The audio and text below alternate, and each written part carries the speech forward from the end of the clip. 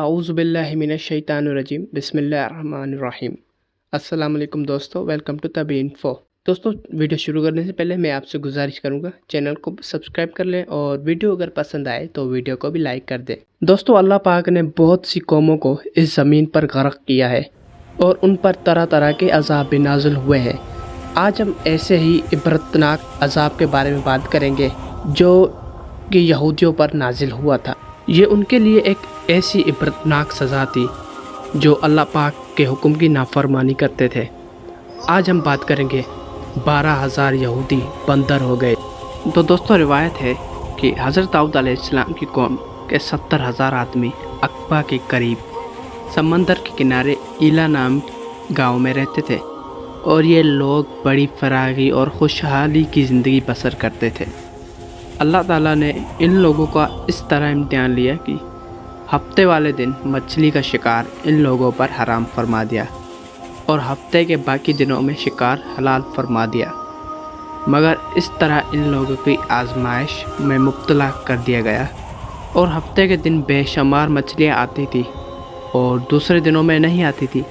تو شیطان نے ان لوگوں کو یہ بہکایا یا پھر چال بتائی کہ سمندر سے کچھ نالیاں نکال کر خشکی کے چند حوض بنا لیے جائیں، اور ہفتے کے دن ان نالیوں کے ذریعے مچھلیاں حوض میں خود بخود آ جائیں گی، تو نالیوں کا منہ بند کر دو اور اس دن شکار نہ کرو، بلکہ دوسری دن آسانی کے ساتھ ان مچھلیوں کو پکڑ لو۔ ان لوگوں کو یہ شیطانی حلیہ بازی یا چال بازی پسند آ گئی، اور ان لوگوں نے یہ نہیں سوچا کہ جب مچھلیاں نالیاں اور حوض میں قید ہوگی تو یہی ان کا شکار ہو جائے گا، تو ہفتے ہی کے دن شکار کرنا پا گیا جو ان کے لیے حرام تھا۔ اس موقع پر ان یہودیوں کے 3 گروہ ہو گئے۔ کچھ لوگ ایسے تھے جو شکار کے اس شیطانی چال بازی سے منع کرتے رہے اور ناراض و بیزار ہو کر شکار سے باز رہے، اور کچھ لوگ اس کام کو دل سے براجما کر خاموش رہے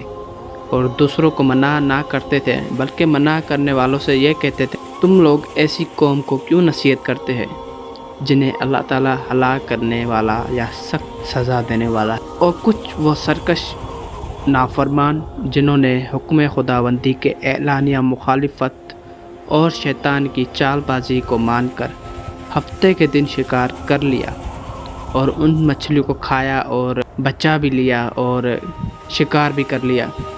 جب نافرمانوں نے منع کرنے کے باوجود شکار کر لیا تو منع کرنے والوں جماعت نے کہا کہ اب ہم ان مسیحت کاروں سے کوئی میل ملاپ نہ رکھیں گے اور ان سے کوئی تعلق نہیں ہوگا ہمارا۔ چنانچہ ان لوگوں نے گاؤں کو تقسیم کر کے درمیان میں ایک دیوار بنا لی اور آمد و رفت کا ایک الگ دروازہ بنا لیا۔ حضرت داؤد علیہ السلام نے غضبناک ہو کر شکار کرنے والوں پر لعنت فرما دی، اور اس کا اثر یہ ہوا کہ ایک دن خطا کاروں میں سے کوئی باہر نہیں نکلا، تو انہیں دیکھنے کے لیے کچھ لوگ دیوار پہ چڑھ گئے، تو کیا دیکھا کہ وہ سب بندروں کی صورت میں مسخ ہو گئے ہیں۔ اب ان لوگوں کا مجرموں کا دروازہ کھل کر اندر داخل ہو گیا، تو وہ بندر اپنے رشتہ داروں کو پہچانتے تھے اور ان کے پاس آ کر ان کے کپڑے سونگھتے تھے اور زار و قطار روتے تھے، مگر لوگ ان بندروں بن جانے والوں کو نہیں پہچانتے تھے۔ ان بندر بن جانے والوں کی تعداد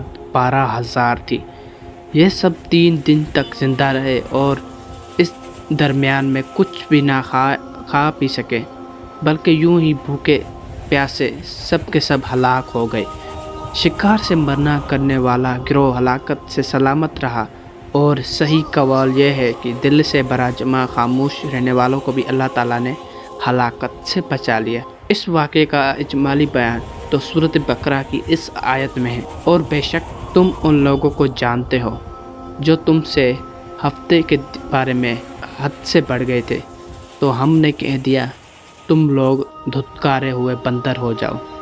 تو دوستو، اس واقعے سے ہمیں یہ سبق ملتا ہے، اگر اللہ تعالیٰ کوئی کام منع فرماتا ہے تو ہمیں اس کو نہیں کرنا چاہیے، اور ایسے واقعات سے سبق سیکھنا چاہیے۔ اگر کوئی آپ کے سامنے طاقتور آدمی ہے، آپ اس کو منع نہیں کر سکتے، آپ کے پاس اتنی طاقت نہیں ہے آپ اس کے سامنے بول سکو، تو آپ اپنے دل میں اس کی برائی کرو۔ اللہ تعالیٰ نے ہمارے پیارے نبی حضرت محمد صلی اللہ علیہ وسلم کی امتی ہونے کے ناطے ہم پر رحمت فرمایا ہوا ہے، لیکن ہماری جو پچھلی قومیں تھی وہ سب تھوڑے تھوڑے گناہوں کے بدلے میں بھی غرق ہو جاتی تھی اور ان پر بہت سے عذاب آئے، اور بہت سے گناہ اس دور میں ہوتے ہیں جو کہ پچھلے گناہوں سے بھی زیادہ ہیں، لیکن ہمیں شکر گزار ہونا چاہیے کہ ہم حضرت محمد صلی اللہ علیہ وسلم کی امت ہی ہیں اور ہم اس عذاب سے بچے رہے ہیں۔ تو دوستو، اس کہانی سے سبق سیکھ لینا چاہیے ہم لوگوں کو۔ تو اگر آپ کو یہ ویڈیو پسند آئے تو ویڈیو کو لائک اور چینل کو بھی سبسکرائب کر لینا۔ تو ملتے ہیں اگلے ویڈیو میں۔ اللہ حافظ۔